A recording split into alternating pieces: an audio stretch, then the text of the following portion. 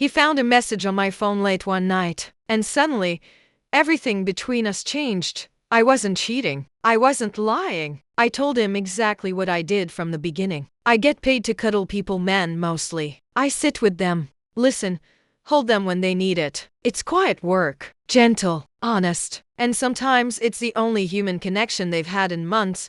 But that didn't matter to him. Not when he saw the way I spoke to them. Not when he realized I was giving pieces of myself to strangers, pieces he thought belonged only to him. And then a message came from a stranger's wife, accusing me of ruining her marriage. That's when the real questions began. About trust, about love, about whether telling the truth is enough to save a relationship already falling apart. This is the story of the night he checked my phone. And what came after. I still remember the exact moment it happened. It was late, somewhere around 11:30, the kind of night where everything feels quiet, but not peaceful. More still, like the calm right before something breaks. We were in bed, just the two of us, lights off, the only sound coming from the soft hum of the ceiling fan above. Mark was scrolling through his phone beside me, silent, while I lay there staring at the ceiling, exhausted but unable to sleep. And then I felt this shift in the air. You know that feeling when someone is too quiet? Like their silence isn't peace, but pressure. That was Mark. I turned to him, and he was staring at my phone, which I'd left charging on the nightstand, unlocked. I didn't panic. I had nothing to hide, at least. I thought I didn't. He didn't say anything right away. Just kept scrolling, his thumb moving slowly, too slowly. That kind of slow where you're not just reading, you're reading into things. Looking for something, maybe even hoping to find it. I asked, "What are you doing?" He didn't look up, just reading. My chest tightened a little. Reading what? And then he finally looked at me, not with curiosity, not with confusion, with disappointment. Like he'd just discovered something ugly about me and was trying to hold it in. "I didn't know you let men pay you to cuddle," he said, just like that. In no context, no questions, no softness. And suddenly I wasn't tired anymore. My body went cold. My heart dropped. I sat up, pulling the blanket around me. "Mark, what are you talking about?" He held out my phone like it was Exhibit A. "This guy, you told him you were glad he felt safe, that you were proud of him for opening up, that it meant a lot to you." I blinked. That was from a session. A professional cuddling session. "I told you about this months ago." He shook his head. "You didn't tell me it was like this. What does like this even mean?" Mark leaned back, his face hard. "You're emotionally connecting with strangers for money. Men, you're holding them, comforting them, saying things to them you never say to me." That hit me in the gut, because it wasn't true. At least, I didn't think it was. I took a breath, tried to stay calm. "It's not what you think. These men, some of them are grieving, lonely. They're not touching me inappropriately. There's nothing sexual. It's just comfort." He let out this bitter little laugh. "Comfort? You think that makes it better?" I stared at him, confused and hurt. "Mark, I told you everything. I told you what I do, why I do it, how I keep it professional." He looked away. "And I told you I was okay with it." I lied. That sentence just sat there between us, heavy, ugly. "I wanted to be supportive," he said quietly. "I really did. But seeing those messages, reading your words, it felt like watching you give a part of yourself to someone else, a part that used to be mine. And I didn't know what to say, because part of me wanted to defend myself, to scream that I wasn't doing anything wrong. But the other part felt ashamed, not because I thought I'd betrayed him, but because I hadn't realized how deeply it was hurting him. He handed my phone back without another word, got out of bed, and walked into the living room. And I just sat there, holding my phone, staring at the last message I'd sent to that client. "You did great today. I'm proud of you for letting your guard down." I meant it. I always meant it. But now I was wondering, had I blurred a line without realizing? I thought I was helping people. I am helping people. But Mark didn't see it that way. And maybe that's the problem. Love is strange. You can share your whole life with someone, sleep next to them every night, laugh with them, cry with them, and still not understand each other's truths. That night, Mark didn't. come back to bed, and I laid there, eyes wide open, wondering if doing something good for strangers meant I was losing something I cared about at home. That was the night everything changed, the night he checked my phone, the night I realized honesty doesn't always mean safety, and sometimes, even when you tell the truth, you still lose the person you love. The next morning, everything felt off. Mark didn't say good morning. He didn't even look at me. He grabbed his keys, mumbled something about needing air, and walked out the door like I wasn't even there. And I just stood in the kitchen, coffee going cold in my hands, wondering how we got here. I wasn't lying to him. That's the part that kept looping in my head. I told him what I did. From the beginning, I was open about it. I didn't sneak around. I didn't hide texts. I didn't create some fake narrative about late night shifts or just a side gig. He knew. But maybe knowing and understanding aren't the same thing. I sat on the couch, scrolling through old messages, clients thanking me, sharing stories they hadn't told anyone else, messages that felt meaningful, human, healing. Like this one guy, Jason, mid-30s, former Marine, tough as hell on the outside. But the first time we sat down, he barely lasted 5 minutes before he broke down. Told me about a friend he lost overseas. Said he hadn't hugged another person in over 2 years. He cried in my arms. Not because of me, but because he finally let go. That session stayed with me, because it reminded me that touch isn't always about romance, or sex, or betrayal. Sometimes it's about survival. I remember going home that night and telling Mark. I even cried a little when I described what Jason had been through. Mark held my hand, nodded, told me I was doing something meaningful, but that was months ago. Now, his silence screamed louder than any words. Later that day, he finally came home. Didn't say much, just went straight to the bedroom. I followed him. I had to. Can we talk? I asked gently. He sighed. Didn't turn around. What's there to say? A lot, I said. Actually, everything. He finally turned. Arms crossed. Tired eyes. So I said it straight. Mark, I don't lie to you. I'm not sneaking around. I'm not doing anything physical beyond what's been agreed. You knew what this was. He looked at me like he didn't recognize me anymore. You say it like it's a job, like you're a nurse or a therapist, but it's not. You're lying in bed with strangers, holding them, whispering things to them, emotional things, things that used to be ours. That hit hard. I tried to stay calm, but my voice cracked. So what do you want me to do? Quit? Pretend those people don't matter? That they don't need what I'm giving them? He snapped. No, what I want is to not feel like I'm sharing you with a bunch of lonely men who pay you to make them feel special. I could feel my stomach twist. They're not paying for me, Mark. They're paying for a moment, for comfort, for permission to not feel broken. I'm not giving them love, I'm giving them presence. He laughed bitterly. And you think there's no line there? I didn't answer, because maybe I didn't know where the line was anymore. What I did know was that I cared about the people I helped, about the fact that they left sessions breathing easier than when they walked in, but I also cared about Mark. I just didn't know how to carry both without dropping one. He looked down, then back at me, softer this time. Why didn't you stop when you saw it was hurting me? I wanted to scream, because you never told me it was, but instead I said, I didn't realize it hurt you this much. You said you were okay. You nodded. You listened, and I believed you. He sat on the edge of the bed, silent. I sat beside him, unsure if I should even be that close. Then he asked something I wasn't ready for. Do you ever think about them after? I swallowed hard. Sometimes, when they tell me things that stay with me. He looked straight at me. And that doesn't scare you? That maybe one day you'll feel something real for one of them? I shook my head. No, because what I feel for them isn't romantic. It's compassion. There's a difference. He didn't respond, just stared at the wall like it might answer for him. And that's when I realized the real problem wasn't what I was doing. It was that I didn't hide it. And maybe he would have preferred that I did, because then he could pretend it wasn't real. But I don't believe in secrets. I'd rather live with tension than lies. So I said, I'm not going to hide who I am. I won't keep secrets to protect someone from the truth. If I ever felt something more, I'd tell you. But I haven't, and I don't. He looked at me for a long moment, eyes tired, voice quiet.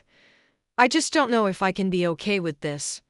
And I nodded. Then don't be. But don't call it betrayal. Don't call me a liar. I've been honest with you since day one. And with that, we both just sat there, no yelling, no tears, just two people trying to figure out if truth is enough to hold a relationship together. I don't know what comes next, but I know one thing. I'll never trade honesty for comfort. Not in my work, and not in love. 3 days, that's how long we barely spoke. 3 days of walking past each other like strangers, sharing a home but not a heartbeat. He'd come home late, eat in silence, and scroll through his phone like I didn't exist. I'd try to act normal, cook dinner, fold laundry, do all the things that used to feel like love, but now just felt robotic.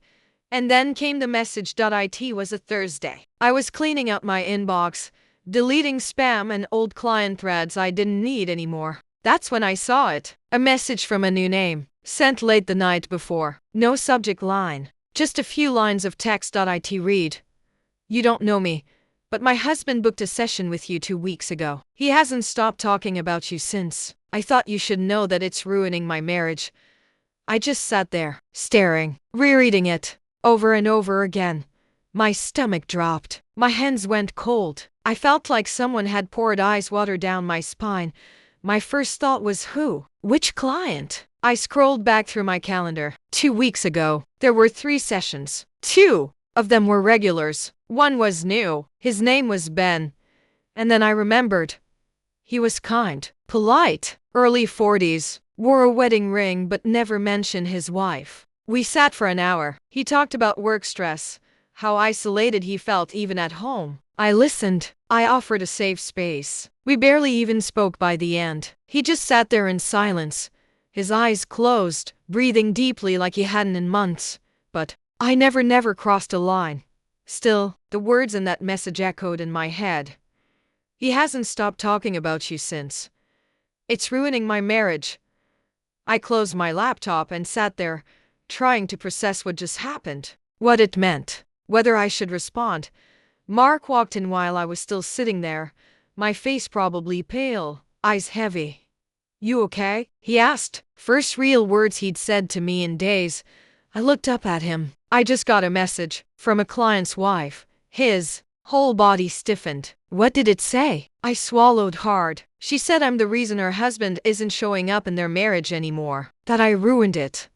His jaw clenched. "So now it's not just me who sees it." I snapped. Don't you dare act like this is proof of anything. You think I'm responsible for someone else's choices?" He raised his voice. "You comfort people for money. Do you really think that doesn't mess with their heads? That, maybe, just maybe, they leave thinking it meant more than it did." I stood up. "I am not responsible for how people interpret kindness. I set boundaries. I'm clear. If someone crosses that emotional line, that's on them, not me." He shook his head. "But it's happening. You're giving people something powerful, and not everyone knows how to handle it. And now, their wife is blaming you for the fallout." I felt the tears start to well up. I didn't ask for this. I didn't invite that energy. I gave someone peace, nothing more. He looked at me, eyes softer now. "But don't you see? That peace. It can feel like love when someone hasn't felt it in years." I sat back down. My voice was smaller now. "Then maybe the world's more broken than I thought. If holding someone for 1 hour feels more meaningful than their entire marriage, maybe that's not a reflection of me. Maybe it's a reflection of us as people." He didn't say anything. He just sat next to me, not touching, just there. After a few minutes, I opened the message again. I reread it with Mark beside me, and I decided to respond. I wrote, "I'm sorry you're hurting. I never intended to step into your marriage. What I offer is a service based on respect, consent, and boundaries. If your husband left our session with more than he came for, I truly hope he brings that presence back to your home, not away from it." I hit send. Mark read the message over my shoulder. He nodded slowly. "That was honest. It had to be," I said. "I can't be the villain in someone else's story when I know I didn't do anything wrong." But even as I said it, I didn't fully believe it, because deep down, I wondered, did I underestimate the power of what I offer? Did I forget that sometimes human connection is like fire? Beautiful, warm, but dangerous if left uncontrolled. And for the first time, I felt fear, not of losing Mark, but of losing control over something I thought I understood.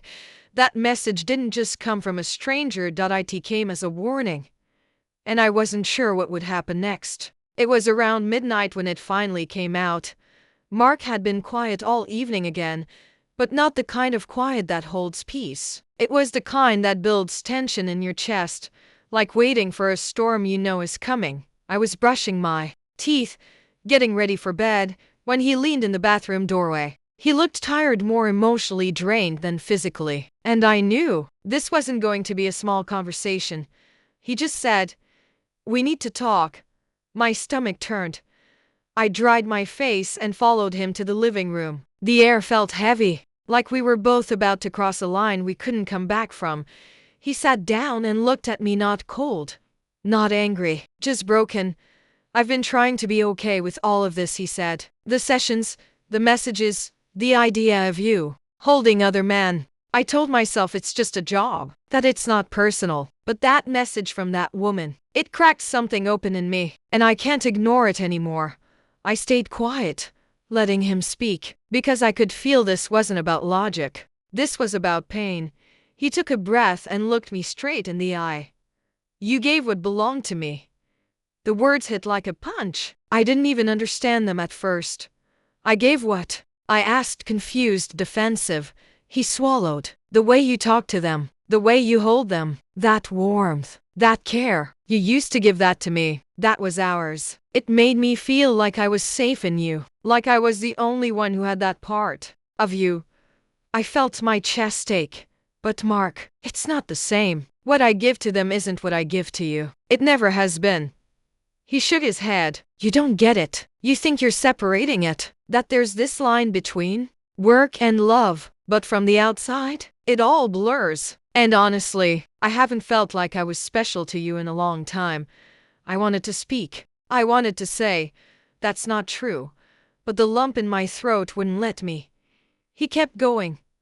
"When we first met, you used to lean into me when I held you. You'd rest your head on my chest like it was the only place you trusted. Now, you're always tired, always drained. And it's not just physical. It's like the version of you I fell in love with is being passed around to other people for money."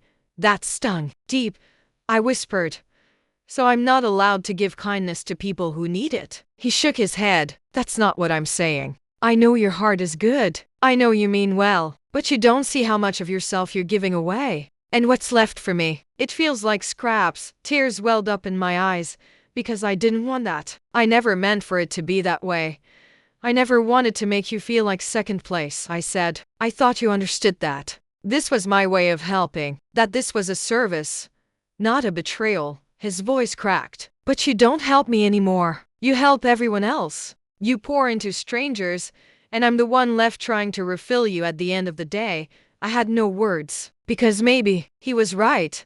I'd been so focused on making space for others that I hadn't noticed the space closing between us. He reached into his hoodie pocket and pulled out something small. A note, crumpled. He placed it on the table. "I found this in the laundry," he said. "It's from one of your sessions."